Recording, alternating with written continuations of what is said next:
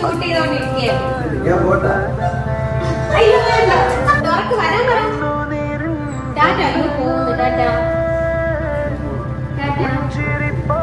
അയ്യോ മക്കൾ കുറച്ച് എന്തിനാ, അതുകൊണ്ടല്ലേ പോകുന്നത്.